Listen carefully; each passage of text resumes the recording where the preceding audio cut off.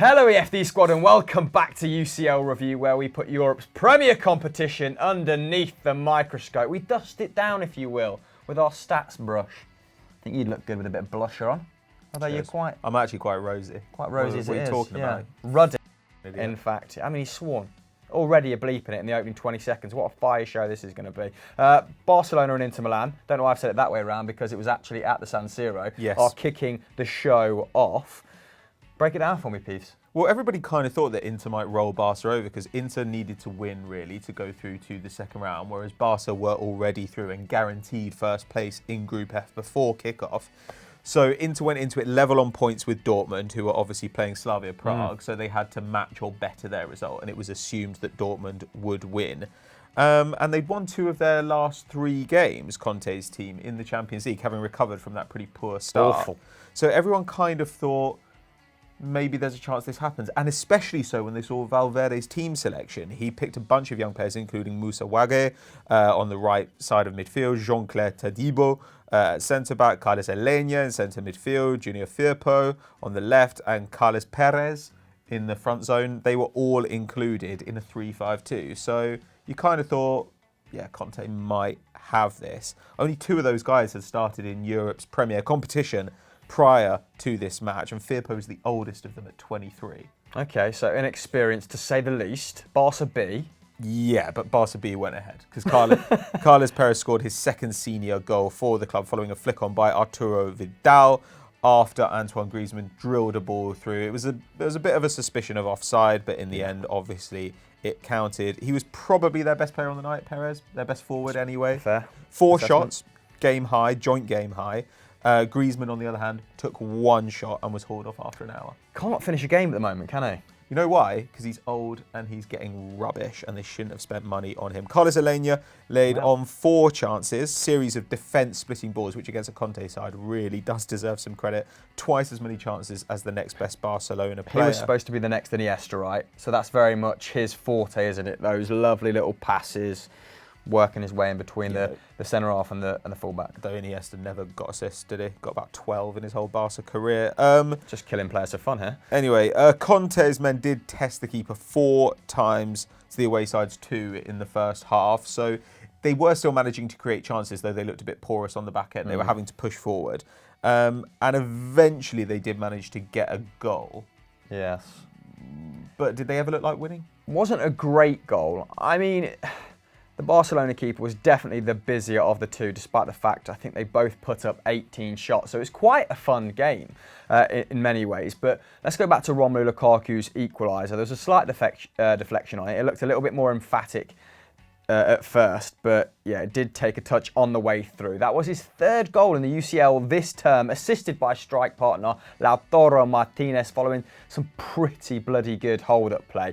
Longley was on his back at one point and he just rode it out. Now, this is the first time that Lukaku has scored in back-to-back Champions League games since his first 2 appearances for Manchester United in 2017. So he's waited quite some time, as has his clubs, for him to put up, some consistent numbers. Now, the strike partnership are responsible for Inter's last 7 goals in the competition, Martinez scoring the other 4. And if this was the 22-year-old Argentine's audition, so to speak, for the Catalan club, amidst rumours of that €100 million move, then he passed it with flying colours, didn't he? So his 90 looked a little bit like this. 4 shots, 3 dribbles completed, 2 key passes and a tackle to boot, although he was dispossessed 5 times, which was more than all the other strikers combined. He was kind of the more advanced forward of the night, I guess, but a little bit wasteful. I'm sure that is something that could be quickly ironed out of his game. He is still very young.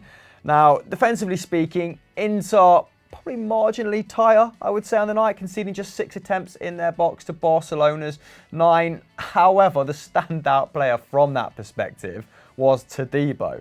And like you said, rightfully so, Inter fans looking at that lineup pre-game, probably licking their lips. Titi's not had an awful lot of football either, has he? And he was in the heart of defence with Longley.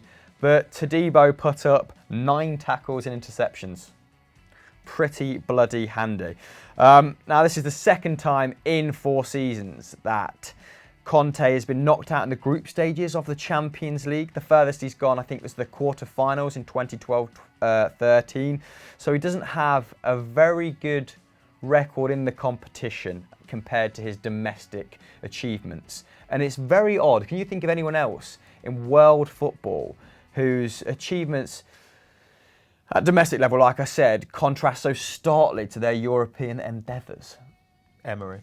Unai Emery. Yeah, very good. Moving on. And of course, the winning goal was scored by Ansu Fati. At 17 years and 40 days, he became the youngest goal scorer in the competition. He is just in the ascendancy at the moment, isn't he? No one can stop him from shining into returning to Europa League football, which prompted this tweet from Luke Shaw. I'm not sure why Luke Shaw is getting, particularly cocky when it comes to tweeting Romelu Lukaku, because he's struggling to get in the team ahead of Brandon Williams at the moment, isn't he? But there was that thing where Lukaku released the whole fitness reports regime that ranked Shaw as the slowest. So he's kind of been waiting 4 months to get his own back. And he did it last night about 20 minutes after the game had finished. So is it pathetic or is it, pretty funny? Let us know in the poll above. Is Luke Shaw funny? What a poll. Let's move on. Next up are Ajax, who lost 1-0 at home to Valencia, meaning the 2018-19 semi-finalists go out at the group stage. 10-man Valencia as well, who now finish top of the group. That's depressing. Unbelievable stuff. Valencia actually have the most points of any side to exit the UCL at this stage this season with 10, just one behind Valencia and Chelsea. And they actually have the second best record of any team ever to exit at this stage, behind Napoli, who got 12 points in 13-14. Napoli didn't go through with 12 points. Yeah, and actually in 2012-13, Chelsea had 10 points and a +6 goal difference, which is what Ajax had this season. So a little bit unfortunate, they might think they are. I think so. If you've gone through twice with 9 points. Great stuff. In the Champions League? Yeah. Oh, I forgot you went through in the Champions League. Wonders never cease, eh? Anyway, Ajax will think they only have themselves to blame. They had a wasteful performance in front of goal, despite mustering 17 shots to Valencia's 8 and 9 inside the box to Valencia's 5. Both sides put 3 on target. That means just 18% of Ajax's shots troubled the keeper, their lowest rate since a match in August 2017. Was that 13% against Rosenborg? It was 13% against Rosenborg. It's in the script. And so Rodrigo netted the biggest chance of the first half. He got kind of slid through. Joel Veltman was about 5 yards behind the rest of the defensive line, playing him on side, and he smashed it into the whole defence was shocking in that instance. The line looks like an S. I don't know, but it would have been fine. Like, Rodrigo would have been offside had it not been for Veltman. Like, it's wobbly here, yeah, but then there's Veltman, here at the bottom. But there's 2 Ajax players just standing on top of one another, and the left back is pointing at the run of Rodrigo, and it's just like, absolutely someone should sort But it's that a great finish. You can't really blame Onana. So he obviously scored the biggest chance of the first half, whereas the biggest chance of the second half probably was for Hakim Ziyech, played through after a counter-attack. And from about 10 yards out, pretty central, just puts it wide. It was unbelievable, really. So I don't really think they can have many complaints. And it was because of the frenetic nature of the finish that the game ended in embarrassment, with Gabriel being sent off.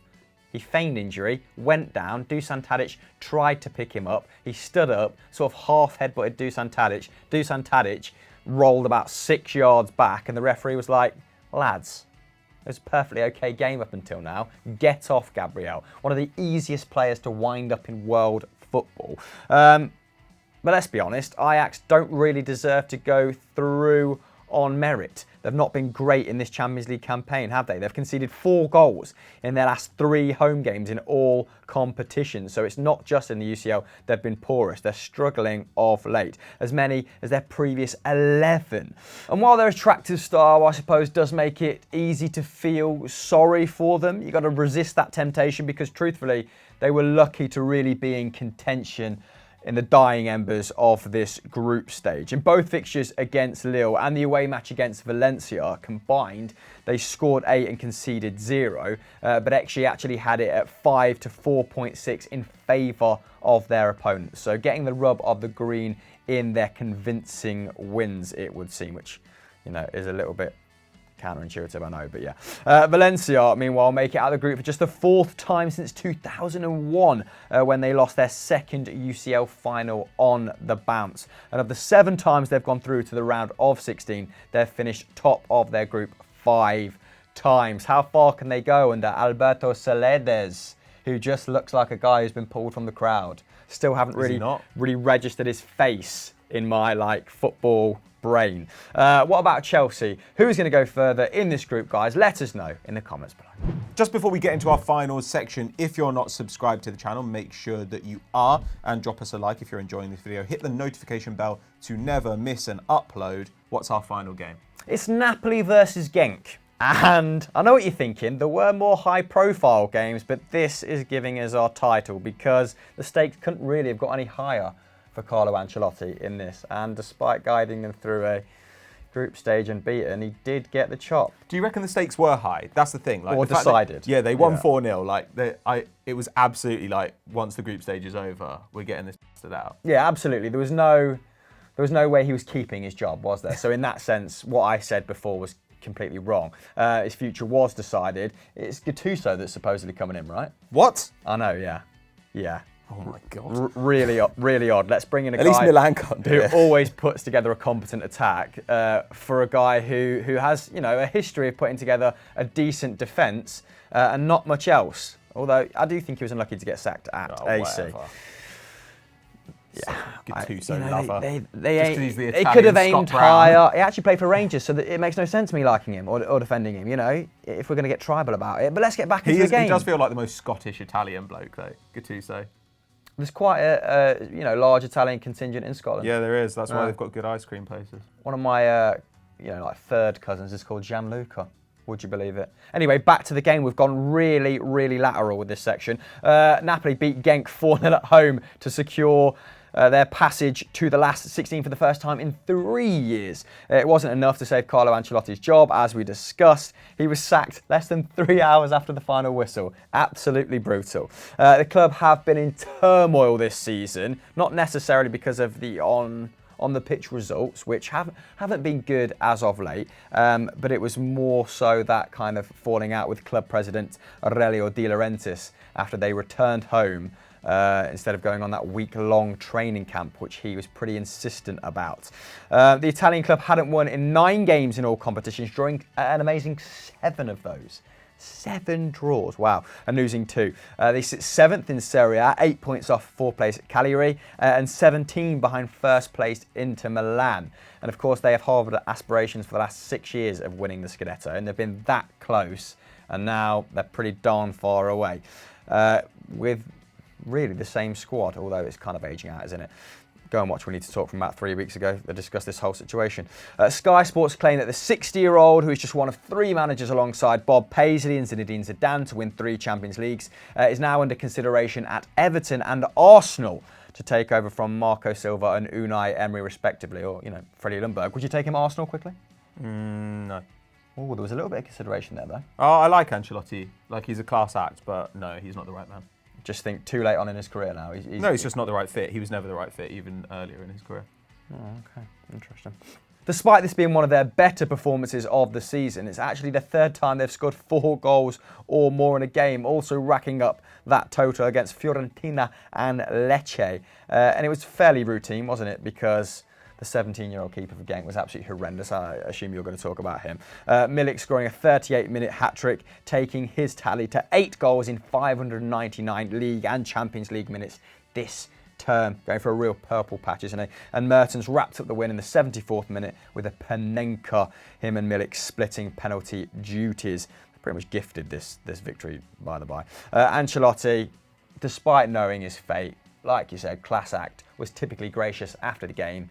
Let's go to his presser. Un incontro per valutare la situazione del momento e poi insieme prendere quella che è la decisione giusta per il Napoli e per tutti noi. La mia è quella che oggi sono ancora sulla panchina. E il fatto di essere in discussione è assolutamente normale, fa parte di questo mondo.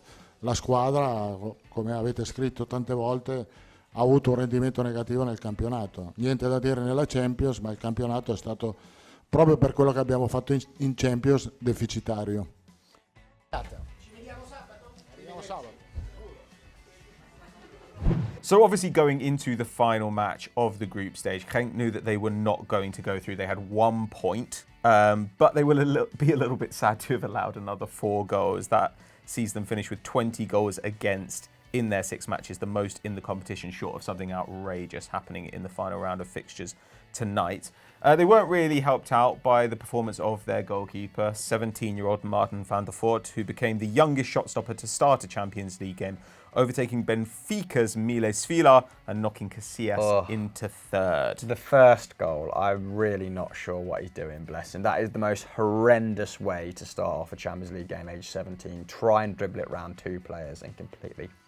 Yeah, he stayed on a back pass far too long and allowed Milik to score in the 3rd minute. I mean, he'd only ever played 1 Belgian Pro League game before this, so you can expect a little bit of I don't know, not even rustiness, but him just kind of getting used to the pace of the adult game. Thrown him in at the deep end, haven't they? Yeah, well, then he ends up fouling Callejon for Milik's penalty. Then he got Panenka'd by Mertens for the 4th. I mean, overall, if you can weather this and come through and be a professional footballer, then that says a lot about you.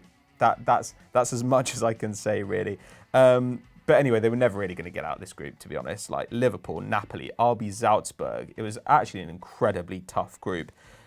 But domestically, things don't look much better. They're currently in 8th. They're 17 points behind leaders Club Brugge, who also have a game in hand. So I think this season's going to end in disappointment across the board. Key performers in this match: right back Giovanni Di Lorenzo, 90% pass accuracy, 1 tackle, not great. 2 aerial duels, 1, not great. But 2 key passes and an assist. Didn't really have to do much on the defensive end. It was a nice ball. It's his 2nd assist in 6 Champions League games for the €8.5 million signing from Empoli. But man of the match, obviously Milik, 93% pass accuracy, which is almost unheard of for a forward. 4 shots, 3 goals, 11 goal contributions in 18 games for Napoli in European competition now, an average of 1 every 94 minutes.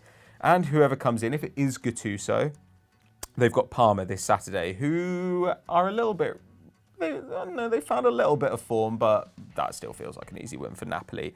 They're behind them on goal difference. They're in 8th, but Napoli should be rolling them over. And if they want to push up for the top 4, form needs to start now. Gattuso, though, is such a U-turn in philosophy, isn't it?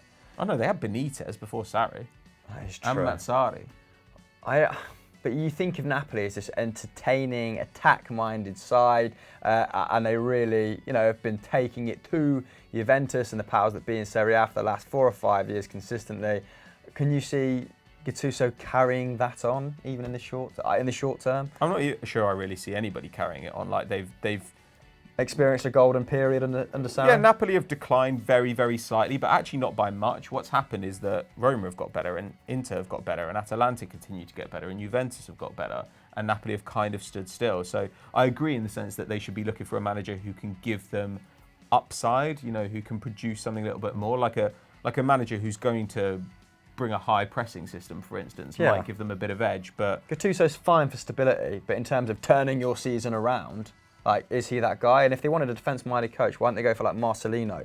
Or Roger Schmidt if they wanted to, just throw shit at the wall and see what sticks. Maybe their theory is, look, our forwards are really, really good. Let's just sort out the back line and let the forwards take care of it themselves. A little bit like old Mourinho or Andre Villas-Boas. But they want to sell most of those forwards, right? Well, I don't know. Mertens, Callejon. Yeah, but De Laurentiis is kind of like, we're going to sell these people because they're causing problems. But at the same time, when people come and bid for them, he's going to be like, Mamma mia. So that's it for this week's UCL review, guys. What was your favourite fixture? Let us know in the comments below, because I know some of you were keen for us to do Lyon versus Leipzig, which did look like a really fun game. Total Football was back last night. I thoroughly enjoyed myself. We'll be doing that as we move forward into the last 16. What else should the fine fellows and 0.2% of our audience that are female watch after this? I don't know. Stat Wars, I guess. Do that. Yeah. We need to talk. Is that a show? That is a show. show. We make? It's not on this channel though, baby. Who cares? But you're subscribed to both, aren't you? Yeah.